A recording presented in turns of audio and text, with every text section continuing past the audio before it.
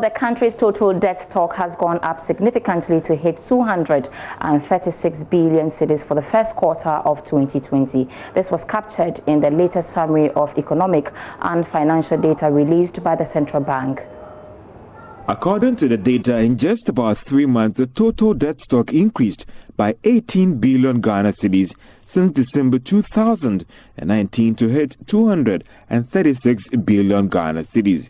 However, tracking the debt position from March 2019 to March 2020, the total debt stock increased by 36.1 billion Ghana cedis.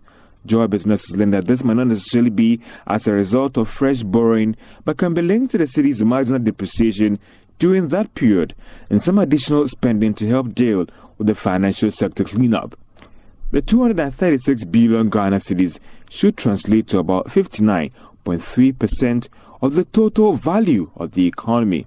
Now, based on this debt, every Ghanaian should owe about 7,870 Ghana cedis if the debt is shared among a population size of 30 million. Some analysts have even argued that Ghanaians could be paying more in the form of taxes to help settle these debts. When it comes to the country's international reserves, the data put it at $10.2 billion, representing 4.8 months of import cover, slightly higher than our position with the same period last year. In the banking sector, there was a lot to smile about as loans that banks fear would go bad was improving. Deposits was picking up strongly, while loan advances was going up substantially.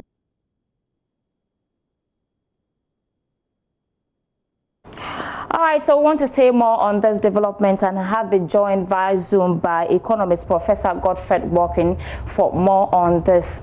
Thank you so much for your time this evening, Prof.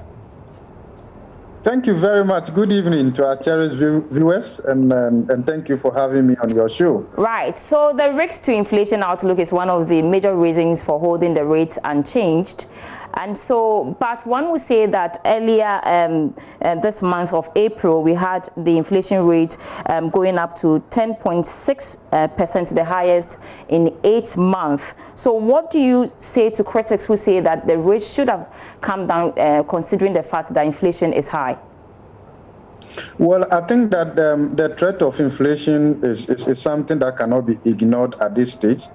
And therefore, I think the Bank of Ghana keeping the rate at 14.5% is the optimal thing to do now. And I agree with the governor because things are still evolving. And therefore, you do want to ease or decelerate your policy rate and lose the policy room to be able to contain the threat of inflation when it actually crystallizes. And therefore, I think the strategy is let's wait a little bit and see. But it's also important to also wait and see what earlier measures they put in place, what effect they are having in the market, and then see the response from the physical side as well. And therefore, I think at this stage, the optimal thing to do is to keep the rate, and I agree with them, is the way to go. Right. There were some interventions also that were announced by the Bank of Ghana for the banking sector. We'll shortly come to that. But first of all, let's deal with the debt stock, Ghana's debt stock. It has also gone up significantly for the first quarter to hit 236 billion cedis. What does this mean for the economy? Well, I think that is expected. It's expected also because I think we did a little bit of front loading with our borrowing. So in terms of the fiscal deficit in the 2020 budget, government, especially the Ministry of Finance, decided to front load to some extent. So we did the Eurobond in the second month of the year, and let me say that we were lucky because it wasn't long after that the market has been shut. So if you look at the effect of that $3 billion, if you look at the CD equivalent, that is quite a lot. Of course, there have been some other borrowings from the domestic market, and therefore that is to be expected. And then again, the spending to contain the pandemic, and then the effect of the pandemic on the government revenue envelope are such that the government certainly will have to do a little bit more borrowing in order to make up for the shortfall. So that is expected, and I believe that because these are extraordinary times, that requires extraordinary measures. if you look at all the fiscal stimulus that government has done, essentially the debt at the end of the day, because the revenue envelope remains dwarfed and the expenditure has gone up. So the difference has to be financed through debt. Okay, Prof, let's go back to the banking sector. Indeed, difficult times for the banking sector, but the BOG has actually instituted a lot of measures to be able to mitigate the impact of COVID-19 on the sector. And let me just take you through some of the measures that have been instituted. They have extended recapitalization deadline for microfinance institutions and rural banks. And then also BOG has purchased government bond with 14.5% rate for 10 years period with a moratorium for 2 years. And then also some other interventions were announced today. Are these laudable ideas in these difficult times? Or we can say that, like Oliver Twist, will certainly be asking for more to mitigate the impact on the sector?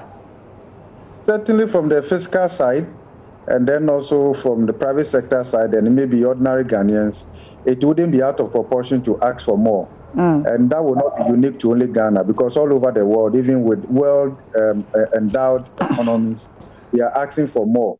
And even though more has been done, it's still not considered enough. And therefore, but it's always easier from the monetary side to respond, because the usual politics that characterize fiscal response is absent when it comes to the monetary side. So if you look at it, Bank of Ghana was one of the first institutions in Sub-Saharan Africa to respond appropriately to COVID-19. If you look at within Sub-Saharan Africa. So they have been at the forefront. And then again, if you look at the measures that they have also done, they are typically within their framework. And I think to the extent that, and it reflects their understanding of the development. And therefore, they have been a bit proactive in terms of cushioning the sector and also complementing fiscal policy. Because we are in a time where the two main policies need to complement each other. The fiscal side from Ministry of Finance and then government must be complemented by the monetary side, and that is what we are seeing. Without that, it would have been a bit more difficult for economy by now. So I think that I believe that it's still evolving. So it may be necessary going forward for Bank of Ghana to do a little bit more support, maybe direct support to government in terms of monetizing some of the deficit than maybe, because the international capital market is on hold, practically, and therefore we have to look a bit more within. But of course, bilateral arrangements and then some kind of debt relief that African finance ministers are discussing are all noteworthy. The challenge for us right now is that we don't have the fiscal space to even finance the economic recovery the way we would have loved.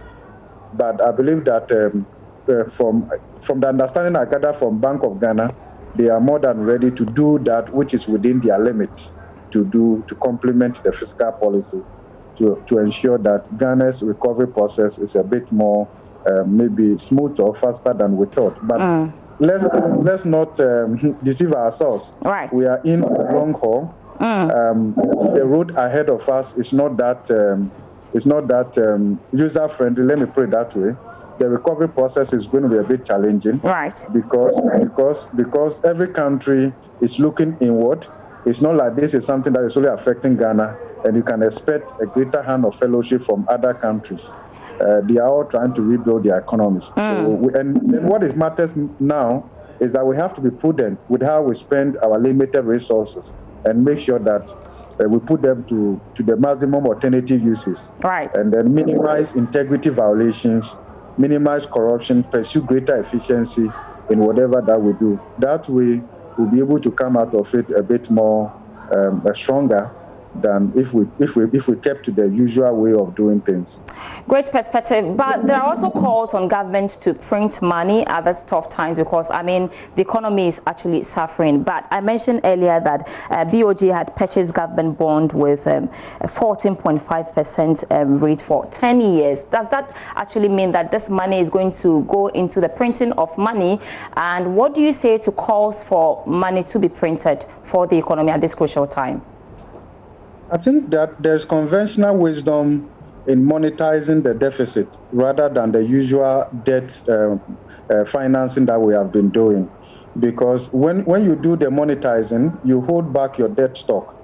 and then also the interest commitment also remains low. Right. But there's a threat to that if it's not done appropriately. There are certain conditions that must be met to ensure that monetization of the deficit does not encourage price development unnecessarily.